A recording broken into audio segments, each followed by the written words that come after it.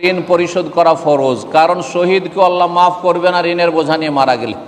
নবী সাল্লাল্লাহু আলাইহি ওয়াসাল্লামের হাদিস, ইউগফারু লিশ-শাহিদি কুল্লু যামবিন ইল্লাদ-দাইন, শহীদের সমস্ত গুনাহ আল্লাহ মাফ করবেন, ঋণের গুনাহ মাফ করবেন, ঋণের বোঝা নিয়ে আল্লাহর কাছে চলে গেলে। যদি আপনার ঋণ পরিশোধ আপনার স্ত্রী না করে, আপনার ছেলেরা না করে, আপনার বাবা মা না করে, তাহলে কী হবে অবস্থাটা?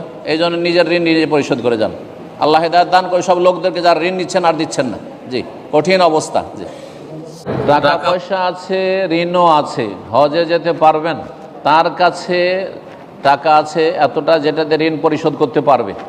ঋণ হচ্ছে দুই রকমের, একটা হচ্ছে যে ঋণ পরিশোধের সময় ঘনিয়ে এসেছে, অর্থাৎ যেই ব্যক্তি সময় মেয়াদ বেঁধে দিয়েছে, তার মেয়াদ পৌঁছে গেছে, 1 বছরের জন্য টাকাটা দিয়েছি, 1 বছর হয়ে গেছে, টাকা দিতে হবে, 3 মাসের জন্য টাকা চাইছে, বা চাক আর না চাক তার সাথে চুক্তি আছে 3 মাসের মধ্যে দিয়ে দিতে হবে এই হজের আগে, তাহলে আগে ঋণ পরিশোধ করবেন।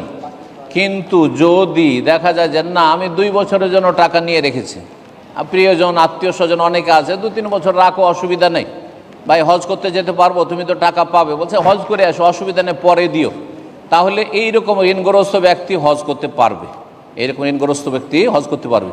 কিন্তু যদি ঋণদাতা বলে ভাই টাকাটা দেন, অথবা টাকা দেওয়ার সময় চলে এসছে, 1 বছর কথা, 1 বছর হয়ে গেছে, তাহলে আগে ঋণ পরিশোধ করা ফরজ, কারণ শহীদকে আল্লাহ মাফ করবে না ঋণের বোঝা নিয়ে মারা গেলে।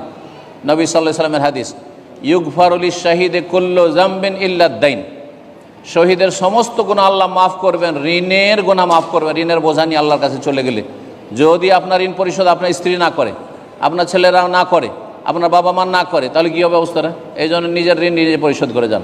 আল্লাহ হেদায়েত দান করে সব লোকদেরকে যারা ঋণ নিচ্ছেন আর দিচ্ছেন না। জি, কঠিন অবস্থা। জি।